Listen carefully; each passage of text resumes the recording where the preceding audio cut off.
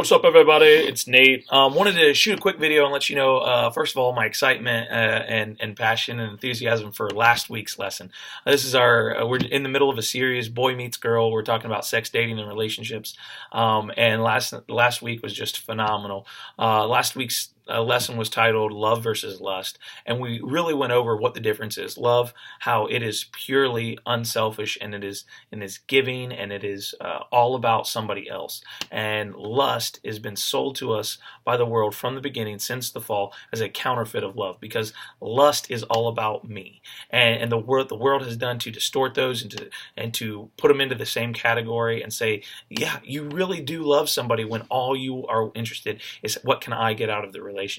It was just a phenomenal time. I had good talks with some parents afterwards, and if you're interested in talking with me about it, definitely set something up. But I really highly encourage you to talk with your kids, especially those who were there last week, about what they thought about the lesson and all of that kind of stuff. This week we're going to be dealing with a whole new topic, and it's awesome and it's crazy and it's going to be weird and funny at the same time. We're going to be talking about motives. What is a motive for a teenager to date or be in a relationship with another teenager? Is it purely selfish? Is it status? Is it just to keep from getting bored?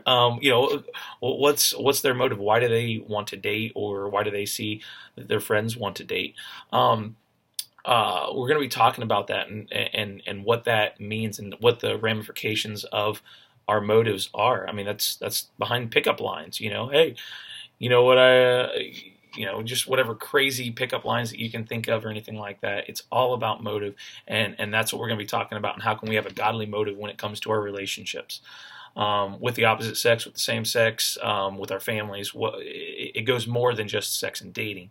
It goes into all aspects of relationships when we're talking about motives.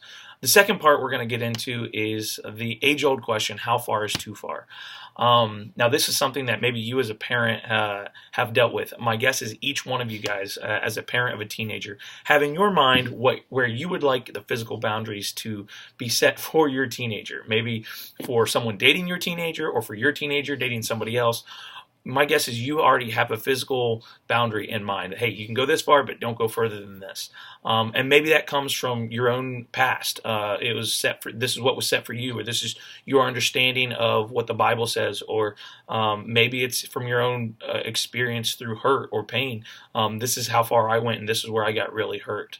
And it's something that I really want to encourage you, but the question that we're not going to be answering is, how far is too far?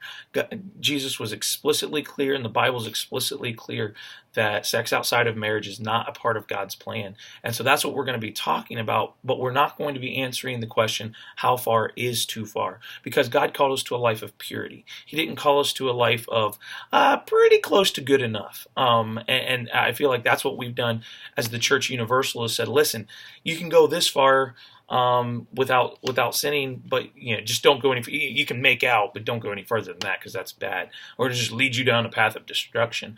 I think when you ask the question, how far is too far, what you're doing is you're setting yourself up for mediocrity. What is the least I could do to get in trouble, or to make it in, as it were.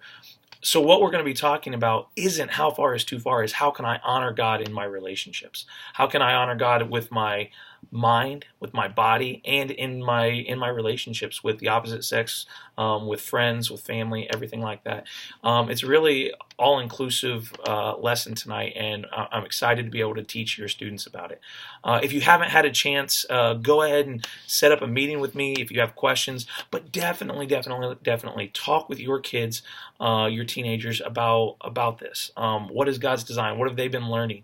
Maybe this is a great opportunity to share maybe your own past, maybe your sexual history, your hurt, your triumphs, how you felt whenever you held to those boundaries that you had set, how you felt when you went further than those boundaries that were set by you, your family, or God in whatever capacity. There's nobody more qualified to do it than you. And I want to encourage you to just take that time and throw away the uncomfort and the awkwardness and everything like that, but have a great conversation with your teens about what God's plan is for their life, and how that affects you and them. I'm excited for Wednesday.